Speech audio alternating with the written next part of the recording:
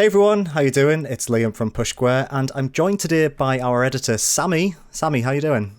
I'm good, thanks. Nice to have you back on the channel after I stole it from you from the past 11 months. Yeah, it's been a little while. Hello, everyone. So you've had access to a PlayStation 5 for the past 2 weeks now, is that right?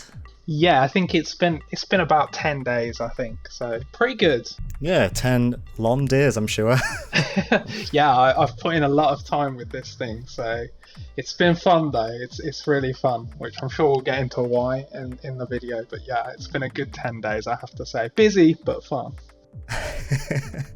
So as you've just alluded to there, we thought in lieu of doing a traditional review that I would get Sammy on the phone and we'd have a chat about what it's been like to use the PlayStation 5, to go over all of its features and just have a little chat about the system and everything that makes it so interesting. So I thought we'd start off with a question that is very selfish. It's something that I really want answered.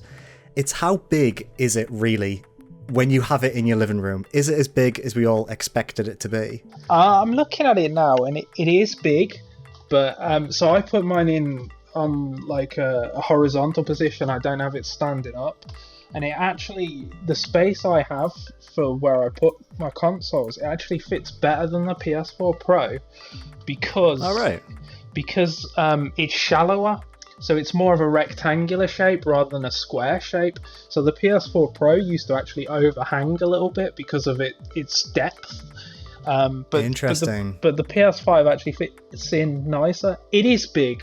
I can't deny that it's big. But I've kind of grown to like it. I actually like the way it looks. I think it's weird. We all know it's weird, but I like it, you know. So you've got it standing up, did you say, or lying down? I have it lying down. So the one thing that people need to know is you have to use a stand, whether you're standing it up or lying it down. It is a little bit, I mean, I say it's complicated. It took me like 3 minutes to figure it out. But, you know, whenever you get a new piece of tech, I never read the manual. And I actually had to read the manual here. So it did take me a few minutes to figure it out, but it's all good. So the only other kind of question I think I have about the physicality of it is the fan noise. So I know that the PlayStation 4 was so loud. Yes. So my PS4 Pro, it sounded like a jet taking off at times. It really did. I mean, that ours did, yeah. Yeah, that obviously is an exaggeration, but I could hear mine over headphones, especially in some games. With the PS5, when you turn it on, you may struggle to know it's turned on because it really, oh really? Wow. It really doesn't make any noise. It does that beep sound that all the PlayStations do, and then beyond there you're like, well, did it turn on or not? Because I don't hear any fans kicking off at all during operation. So you can hear it. Like, I'd be lying if I said you can't hear it. There is some sound that comes off it, but you need to strain to hear it. You've got to really be listening to be able to hear that it's turned on. So if you really listen, if you take your headphones off, if you turn your TV sound off, you can hear what I described in the review as a gentle hum. That's the best way I can describe it. It's very subtle. It's very low. You're not going to hear it over headphones. You're not going to hear it over your TV speakers. It does get a little bit louder when you put a disc in. So I installed Ghost of Tsushima, and while it's copying the data across, it kicked up a little bit. You can definitely hear it then. You don't have to strain. You know that it's spinning the disc. That quietens down once the copying process is complete. Once the install's done, it goes back to how I said before. And it does get a bit louder when you boot the game initially. It must spin the disc again just to read it or whatever, and then it goes down again. So I hear a little bit more noise in backwards compatible games as opposed to next gen PS5 games. But I did test Spider-Man, and I purposefully just left it on for 4, 5, 6 hours or something like that, just to see if just to see if by the end of that time it was any louder. Personally, I couldn't tell a difference. You know, there may be people out there that measure the decibels or whatever and tell you it's slightly louder, but to my ear, to just an average person, I think it stays the same. It's very quiet.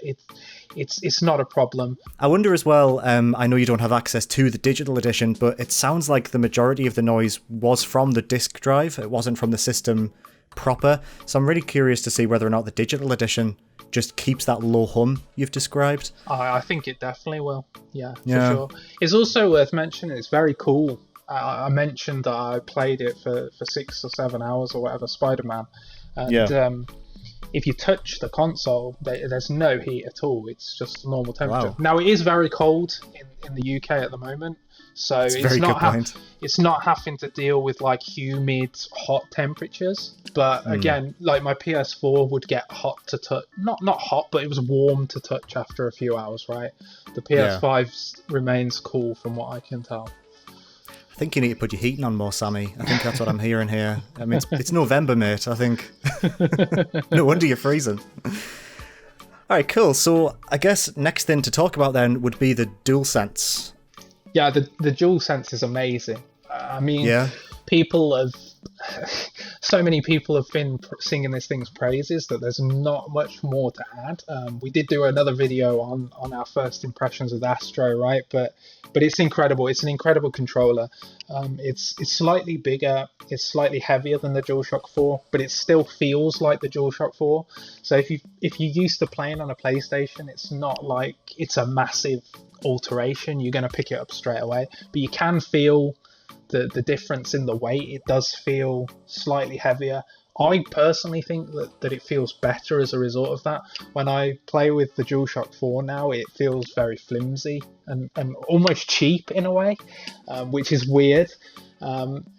The buttons, everything feels nice. It's very similar. They're not cheap face buttons. They've got a nice push to them that's dampened. They feel good to push. The triggers are nicely... I wouldn't say they're tight, but they're not loose either. They just feel good.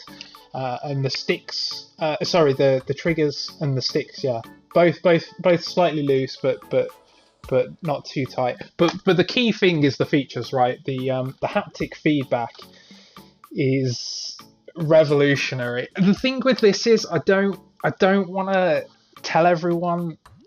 I don't want to overhype it, because there's always a danger with these pre-release previews and stuff where it gets so overhyped that when you get it, you're like, well, is that it? But I think with this, I think people are going to have their mind blown. So with Astro's Playroom, there's a particular level which we weren't allowed to talk about in the previews, where it starts raining and it feels like there's rain falling in your hands. It's unbelievable. And then the game just starts showing off. So it starts off with a gentle shower. You can feel these very light drops in your hands, and then it gets heavier and you start feeling these harder raindrops, and then it starts like a hailstorm and you can feel like the hail falling into your hands. It's absolutely mental. I don't know how they've done it. That's wild. And I still, after all this time writing about it and talking about it with people, I still can't fully explain how it's doing it, because you definitely can feel a difference between ice and snow and sand when you're walking over them, and I don't know how it does that. I really don't. I don't understand. Yeah. It's mind-boggling. It really is. I can't wait for everyone to experience this. So many people are going to be just mind-blown on 12th and 19th November. And then, of course, you've got the triggers as well. So in one of the mini games that we talked about from the levels we could talk about, you're basically a character on a spring, and when you tilt the controller left and right, you can feel the distribution of weight moving across the sides of the controller. And then with the triggers, as you build up to jump, you can feel the tension of the spring coil. And then when you release, obviously it fires you up in the air and it goes loose again. So it's crazy. So there's other stuff in Astro's Playroom that they do with the triggers. There's a machine gun that you get that it almost like rattles up and down the trigger. So it's almost like a rumble inside the trigger. And that feels crazy cool as well. And then there's a Yeah. climbing mini game where you sort of push the triggers down a little bit and you can feel a point of resistance, and if you go past that point of resistance you lose grip of the climbing frames that you're holding on to. I can really see that be adding a lot of depth to a game like Uncharted, for example, where the climbing's very straightforward in Uncharted, but if you've got this extra dimension of having to feel how tightly you're pressing the triggers, it could add some extra nuance to that gameplay mechanic. It's really interesting. The only downside is that Astro's Playroom is the best example of it so far, as you'd expect. It's going to rely on developers to use it well. In Spider-Man, you get some cool little bits. There's a moment where he'll type on a keyboard and you can feel the keys pressing across the controller. Really? Yeah, it's nuts. And, That's really interesting. Yeah, and in Devil May Cry, they use the triggers on powering up Nero's sword, which is an interesting use of it, but I think in a game like that, basically it feels like, have you ever had one of those torches where it's got a motor in it and no battery and you have to power it up by squeezing it? Yeah, I know what you mean. It feels exactly the same as that when you're powering up his sword, which is cool. It's very cool. But in that kind of game, I don't think you want that extra dimension to it, because it's like a resistance thing and you need to be quick in that game, right? You've got to power up your sword. Yeah. So I don't think it really works there. But obviously, it'll be interesting to see what other developers do. I'm really interested to try Dirt 5, because obviously that's a rally game where you've got loads of different surfaces. You've got sandy surfaces, muddy surfaces, you've got icy surfaces. So it'd be really cool to see if they can do in that game what they're doing with Astro, and if you can feel the different surfaces from your car. So I'm desperate to try that. But yeah, the controller's amazing. It's definitely the most next gen. I mean, everyone talks about the graphics and stuff, right? And obviously we'll talk about that later. The games look amazing, but this is like an extra dimension. You now can feel as well as see and hear, and that's crazy. It's really hard to imagine what it feels like, because I mean, we've been talking about this for so long, and hearing you describe it sounds just like what the marketing material told us it would feel like, but I cannot imagine how it feels like. My only frame of reference is the Joy-Cons from the Switch, but this sounds like a totally different ballpark. Yeah, it is. Admittedly, I don't have that much time with the Switch, but from what I've experienced, it's a next-gen version of that, yeah. So next thing I want to bug you about is the UI. If we could talk about the PlayStation 5's UI itself. So we've seen a little bit of it. I know we've seen the main menu, we've seen the control center. What are your opinions on things like, let's start with the main menu. What is just the everyday average user experience like when you first boot up a PlayStation 5? So I think with the UI, first of all, it's gonna change, right? It's gonna be updated. There are some. First of all, I think my first takeaway was this is very similar to the PS4 in a lot of ways. It's very quick. That's the first and most important point. You can get from the user login screen to the main menu in seconds, even if you've got a game that's suspended. And waking up from rest mode, I get about 5-6 seconds on average, which is very fast. The main menu is good, but it needs organizational features. So there's no folders. It'll show, I think it's 8 or 9 games on the main sort of ribbon. And then you go to a game library to find everything else. And I find that a little bit cumbersome, because when you go to the game library, your initial view is of all the games you've ever bought on PlayStation Store, not what's actually installed on your console. So there's actually like an extra click away to get to the stuff that's installed on your system, if that makes sense. Yeah, it does, yeah. But obviously your most recently played games are always there up front. It's just you have to do that extra click if you're looking for something you haven't played for a little while. Which isn't great. I think they'll definitely improve that. other than that, so there's a search tool on the console now because all the PlayStation Store and stuff has all been integrated into the system itself. You can search your console as well as the PlayStation Store and everything all at once, which is a nice, really nice feature, I think. That is nice, yeah. Yeah, it's all there. And it does voice recognition now, which we didn't talk about. Actually, the DualSense has a microphone as well. I almost recorded this using the DualSense microphone just to be a total nerd because it's pretty good. Oh, really? but and you can do that if you want to. You could do that if you wanted to. But yeah, it has voice recognition, so you don't even have to type out what you're searching for. Works okay. I did see your example of trying to search for Uncharted 2. The first time I tried it, I got a bad result, but generally it seems to work. Oh, that's good. Yeah, there's lots of cool features on the UI. I guess the first and most interesting thing for me was the activity cards system that they've got. So in Spider-Man, it will show you a ribbon of activities that you can do in the game.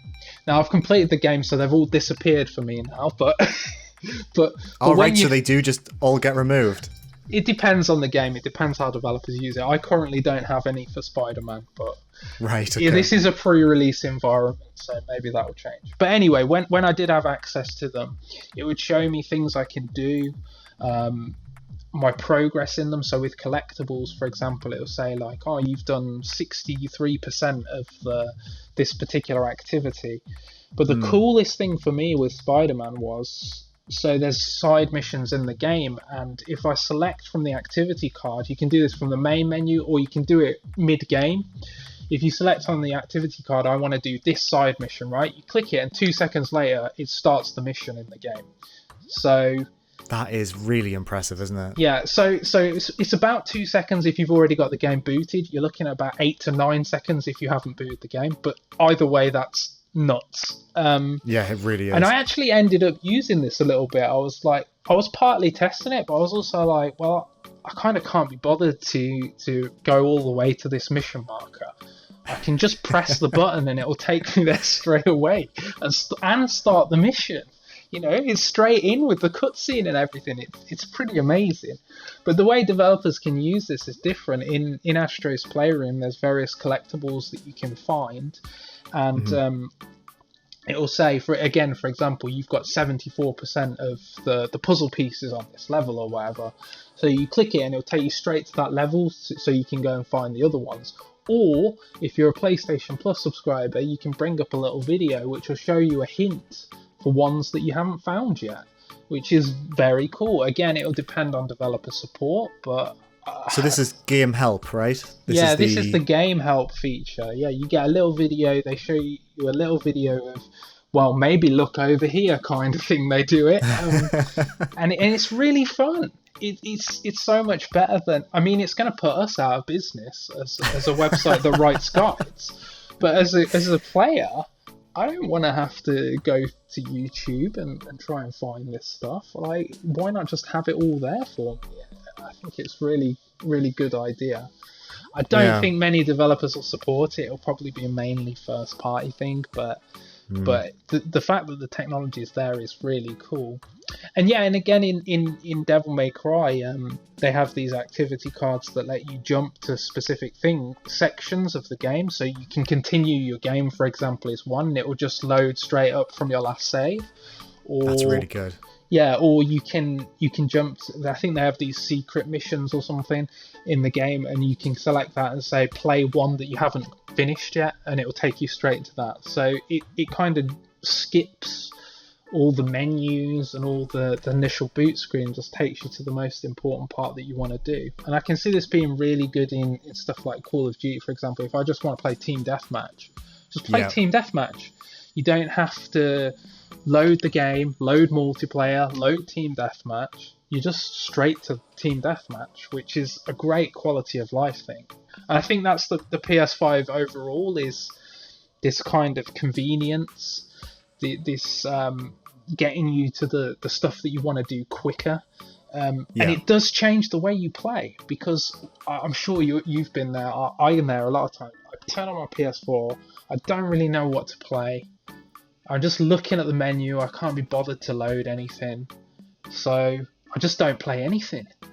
But with this, it's like you can see it being like, well, you haven't done this side quest in this game, and you haven't got these collectibles yet, and here's some help for where you might find them, and suddenly it changes the way you play, because you're like, okay, I'm going to do that side mission. I know it's only going to take 5 seconds to load, and I've got the guide to help me to find these collectibles, and I know it's only going to take me a few minutes to load that level. So suddenly it changes the way you play. Suddenly you've got loads to do and you want to do it, which is cool. Yeah. It sounds like a genuine game changer for that exact scenario that you've just described. I've got so many games installed on my PS4 hard drive that are just unfinished because I just don't have there's nothing compelling me to boot it up and try and find where the content is. But yeah, you're right. If I just saw a card that said, hey, do you want to do this little mission? And it'll take, 8 seconds to get into it. Yeah, of course I do. Why wouldn't I want to do that? It makes perfect sense. Yeah, and I think this is the thing with the PS5 overall is it's similar to the PS4 in so many ways, but I think they've really cleverly detected what the problems were with the PS4, and it's not just the PS4, by the way. This applies to all the consoles as well. They've figured out what were the bottlenecks, not necessarily in terms of the hardware and the performance and all that kind of, but the bottlenecks in the way you play, if that makes sense. And, no, it does, yeah. And they've really targeted those things, and they've said, well, this is how we can make it more convenient for you. This is how we can make this better. And that's the impression I got while I was using it all the time. You've also got playtime tracking now, so you can see how many hours you've played a particular game. Something that some people want to see, something that other people consider shameful. But yeah, so I'm actually really excited to see this. I love playtime tracking. I'm quite interested to see that it seems to have been tracking all of our playtime on PlayStation 4 as well. Yeah, I mean, all my data for the PS4 is there. So, and I can't say with scientific precision that it's 100% correct, but it looks roughly accurate to me. So, yeah, they must have been tracking this data for a long time, and they've just found a way to surface it now, which is good. Another thing I think that's really important to talk about is there's so many accessibility options now. Fortunately, I don't really have a use for these, and that's very lucky for me.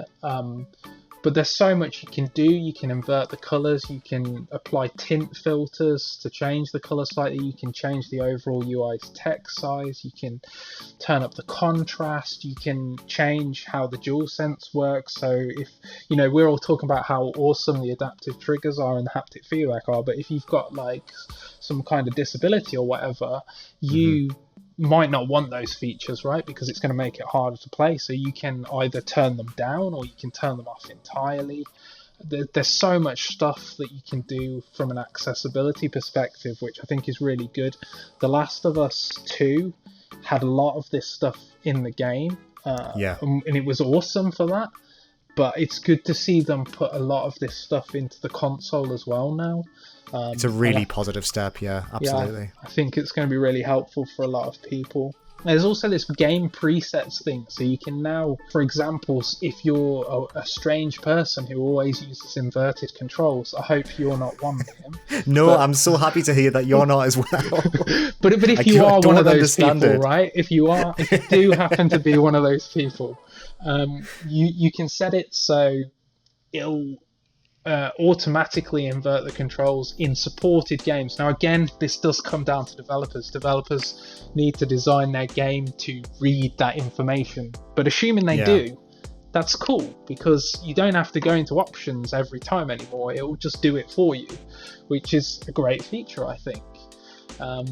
So there's lots of these little quality of life tweaks that I think really improve it overall, and they're kind of minor things, I guess, but when they all come together, it's just much better than the PS4 was. It just sounds like what you've said before. I think you hit the nail on the head. It's just removing those blockers between you and playing the game the way you want to play it. Yeah, exactly. Yeah. So let's move on to arguably the most important then. let's talk about the games. So you said you've been playing 3 games on the PlayStation 5 recently. It's Astro's Playroom, Marvel's Spider-Man Miles Morales, and Devil May Cry 5 Special Edition. That's right, yeah. So let's start with Astro's Playroom. Now, we've already covered Astro and Spider-Man in reviews on the channel and on the website. But is there anything you'd want to say about Astro's to start with? Yeah, with Astro, so a lot of the discussion is on the controller features and stuff. But I think what people aren't expecting is the game is this incredible love letter to PlayStation. I don't want to spoil it too much. I think I really hope everyone gets to discover this for themselves, because there's some moments in here that just blew my mind. Oh, really? I'll tease the final boss, but I'm not saying any more. But the final boss is just unbelievable. You're not ready for the final boss. No one is ready for the final boss. I was not expecting that. Okay, yeah, that is a tease. I hope it does. I genuinely hope it doesn't leak. It'll come out eventually, but I genuinely hope it doesn't before long, because I couldn't believe it when it happened. I knew it was coming, but I couldn't believe they went there. So yes, oh, wow, yes, that's brilliant. But yeah, there's so much stuff in there, and it's not just the obvious Easter eggs like Last of Us and stuff like that. It goes super obscure. To be honest, even I didn't get every single reference. I couldn't tell you what every single one is, because they went over my head. They're that obscure. It's so lovely. Like, we see that so often in Nintendo games. Yes. Like this appreciation for the past. It's not something that Sony, apart from maybe whatever their Smash Brothers game was called. What was that called again? But even the PlayStation All Stars Battle Royale, it didn't go far enough for me. I wanted those Smash Brothers super obscure references in it, and this does that. So moving on to Spider-Man then, you had some very good things to say about it in your review. So let's talk a little bit about that. How was your experience with Miles Morales? Yeah, so Spider-Man is just cool. It's just like that's the word that kept coming to me while I was playing. It's just cool. It's just so cool. It's like the music, the setting. It's Christmas setting. Miles Morales is a effortlessly cool character, but he's also relatable in a lot of ways. There's a scene where at the beginning of the game he comes off the train and he puts his headphones on and this song's playing while he's walking down the street, and it's just like, this is cool, man. but once you get into the actual game part of it, it's more Spider-Man. It's definitely building on the foundations of the previous game. You'll spend your time doing a lot of similar activities, combat similar.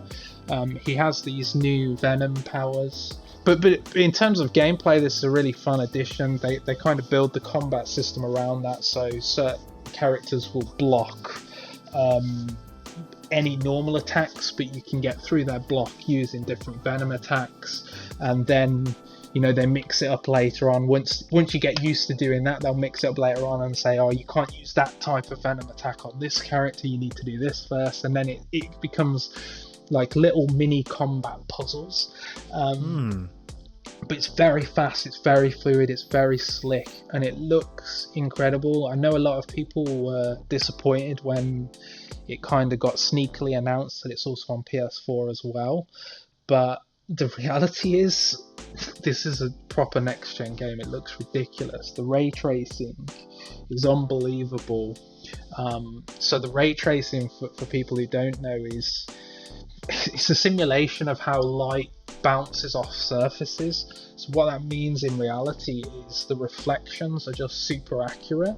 So when you sort of swing past skyscrapers, if you think about how New York looks, there's a lot of glass, and all that glass is reflecting each other, and it just gives every scene this kind of unprecedented level of depth that you just don't have in PS4 games. And that's on a wide scale when you're swinging through the city high up, but also when you come down into the districts and you're just walking across places like Harlem, you can see like puddles that are reflecting all the lights and everything in the environment. It just looks really, really nice in a way that PS4 games just don't have this level of detail to them. It sounds very, very nice. Yeah, but also I think the thing that I really like about these Spider-Man games, and the previous one was like it as well, is they're as interested in Miles Morales as they are Spider-Man. So there are a lot of scenes where you're not even playing as Spider-Man, and this is a coming of age story. Unlike the previous one with the Spider-Man game previously, they wanted to. They didn't want it to be about Peter Parker becoming Spider-Man, right? They purposefully were very clear. They didn't want to make that game. He'd already been Spider-Man for years at the start of that game. He wasn't finding his feet. In this one, it is about that, but it's also about not having confidence in yourself. I think the message they wanted to get across was at the beginning of the game. Miles doesn't see himself as Spider-Man, but by the end of the game, he is Spider-Man now, and that's kind of the arc that the character goes through, which I think is quite nice. They have a very cool scene at the beginning of the game where there's a painter doing a mural of Spider-Man. He's like painting Spider-Man on a wall in graffiti, and Miles says to him, leave some room for the other Spider-Man. And the painter's like, maybe, but this Spider-Man's my guy. And Miles is like, yeah, I understand, but maybe leave some space all the same. And then you can kind of see where it goes by the end. So yeah, it's very cool. One thing that surprised me about the original game was how intimate it was with its characters. Like, there was a few moments where I was genuinely quite taken aback by the writing, which I didn't really expect. This is, no criticism of Insomniac as a talented team, but you don't really go into a open world game based on a superhero expecting the quieter moments to be some of the best. Yeah, I completely agree, and this one does it, I think, even better than the previous one. It's a really, really nicely written game. So, last one then is Devil May Cry 5 Special Edition. Yeah, I mean, I'm not going to review this one. Someone else is more experienced on the team with Devil May Cry, so I'm going to leave that to them. There's multiple graphical modes, similar to Spider-Man. So with Spider-Man, we didn't say that there's a 60 frames per second option as well, which turns off the ray tracing. With Devil May Cry, there's tons of graphical options. You can have ray tracing on, you can have it off, you can have 120 frames per second if you want, if you've got a compatible monitor, that is. I don't really know what to say about Devil May Cry. Like, it's fun. The combat's very fast and slick. They said pre-release that if you have the ray tracing on, then it's going to be locked at 30 frames per second, but it's 60 to me. I don't know whether they changed something, but it looks 60 frames per second to me, so I don't know what that's about. Yeah, it uses the haptic feedback quite nicely, but obviously nowhere near to the levels of Astro. And like I mentioned earlier, it's got this little thing with the trigger. But I think the main thing with DMC is the loading time. So that was a huge criticism of the PS4 game. It took ages to load anything in that game. Now they've actually added a toggle called auto transition. So if you've got auto transition on, it will just go from loading screen to the next bit and won't stop. But you actually kind of need this toggle on, because with the feature on, with auto transition off, you have to press a button to continue to the next bit, right? And I've actually got that turned on because it loads so fast that you don't have time to catch your breath. So the only other things that you've played have been PS4 titles using the PlayStation 5's backwards compatibility. Now, we did a video about this on the channel, and we looked at 6 games that you had a chance to test. And would I be right in saying that the best word to describe backwards compatibility on the PlayStation 5 would be inconsistent? Well, apparently, but now I've read the Digital Foundry stuff, I'm starting to doubt myself. So they tested different games to me, and they seem wildly impressed, which is great. I'm happy. Of the games I tested, Grand Theft Auto 5 and The Last of Us, they were pretty much the same. Yeah. And this comes down to how the games are designed to begin with, right? So we won't get too technical because that's not my specialty.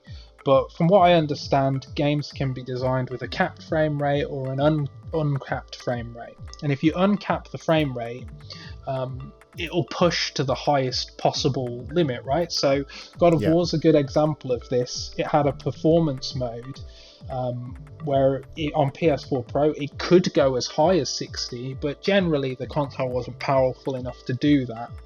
So what the PS5 does is it brute forces that, and you basically get 60 frames per second.